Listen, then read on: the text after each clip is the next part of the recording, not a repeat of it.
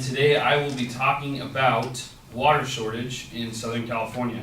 So, as you all know, the past month, I guess, we've been in a serious water shortage in Southern California, and there's been a lot of dispute and talk about how to conserve water, how to possibly get more water, what to do with our water, and I'm here to say that using desalination plants is a practical way to reduce the water shortage in Southern California. So what desalination plants are they are plants that you build by the ocean, by maybe some unclean water sources that you can't normally drink out of, and what it does is it pulls all the salt or negative bad health things out of the water. So for Southern California, we are obviously building it by the ocean because we always talk about water shortages, but we have a huge, vast resource in the ocean next to us for water. So these desalination plants being built in the ocean raises some concerns. One of them is an environmental concern for the marine life that will be affected by that. The also is the cost that it takes to desalinate ocean water, and the energy sources that you use will create the water will be more expensive than the competition, which is just regular rainfall and stuff like that.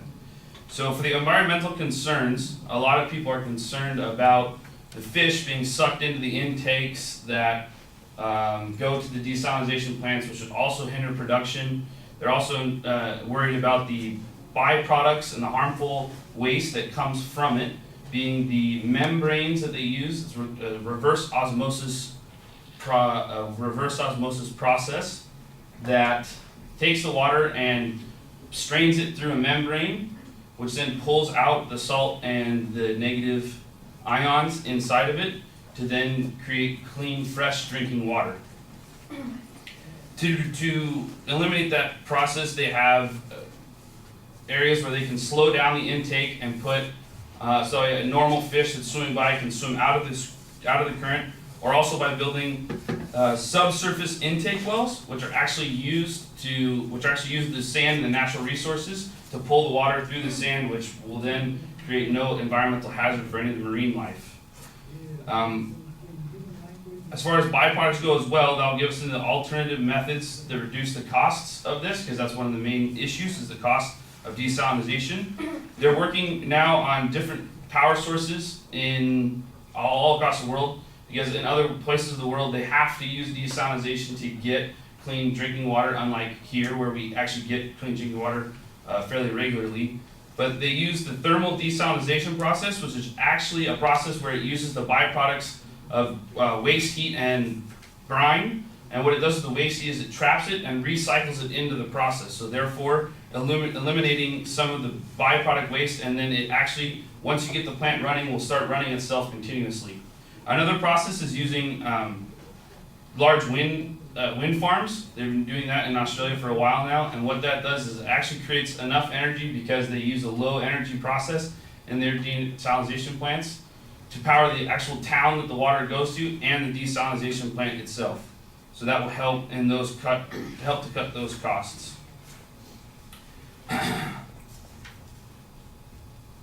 They can also do they're also been doing experimental research in electrical fields, which actually cause electricity to pass through the water, pulling out the salt and everything that's inside of it by stimulating the sodium ions to then connect with the negative ions to pull out the water, to pull out the salt from the water. I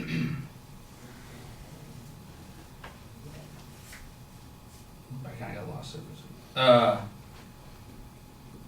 Sorry, going back to the wind farms, there's Michael Sullivan, a journalist for the NPR, said that environmentalists in Perth balked at the idea of using coal field plants to provide power, forcing the water company to find an alternative. They found one, and that's in the wind energy, which is what I was talking about before with using wind energy to power the plant and the city next to it.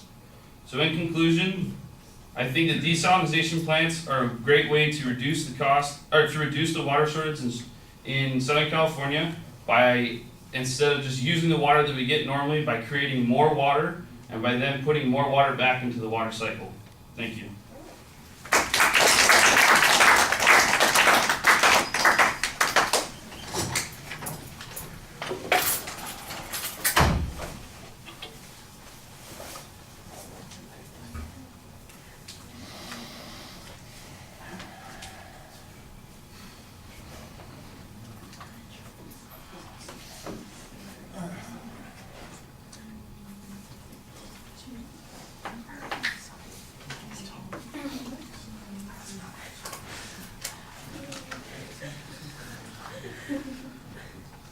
All right, Spencer, you start off with an identification of the topic. It could be a little bit more interesting, but the truth is everybody here knows that California's in a drought. So I think that that's a reasonable topic, a reasonable justification for talking about the subject.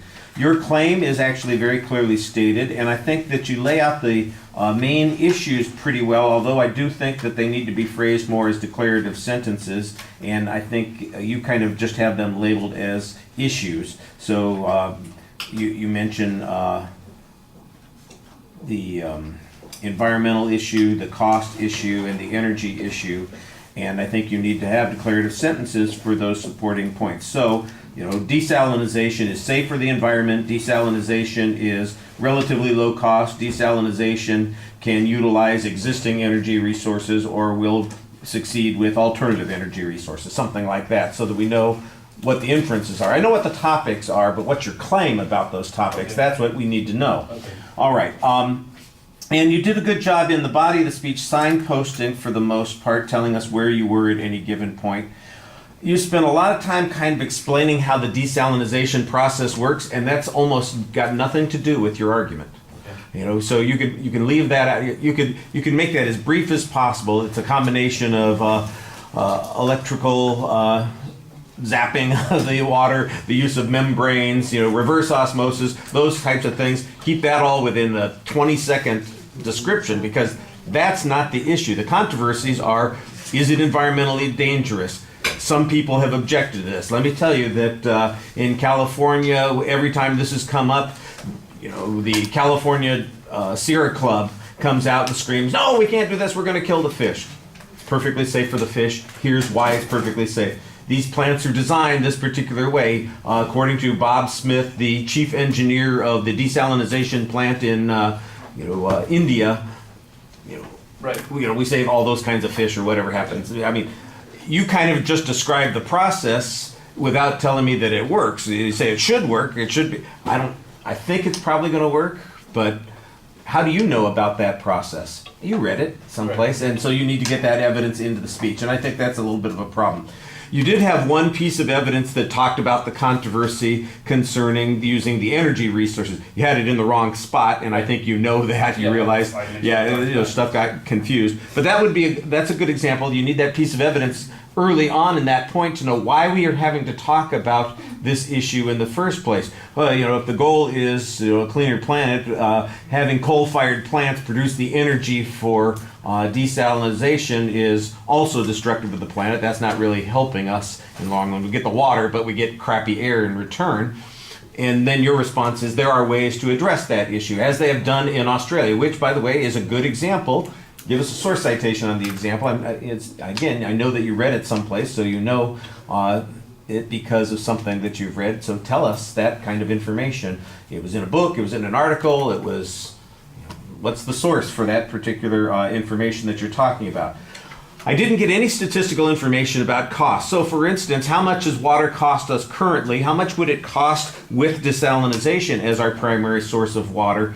How would that kind of thing be paid for? If we could measure it per person, for instance, that would be able to tell us a little bit more about whether or not it is viable economically. So if desalinization is going to cost everybody $100 a month per person in the state of California, that's a heck of a lot more money than we're spending now, which is a few pennies for water per person each day. Is it going to be that expensive? I have no idea. I know that technically it's possible to desalinate the water, and that they are doing it in some places, so it must be cost efficient in some places. there must be data on that, and that's something that you need to get into the speech. Right. I don't think you have that kind of evidence in the presentation. For the most part, it's nicely delivered, and like I said, I think that you needed to get more of the evidence into your argument there and explain what the controversy is a little bit more. Right. All right, thank you.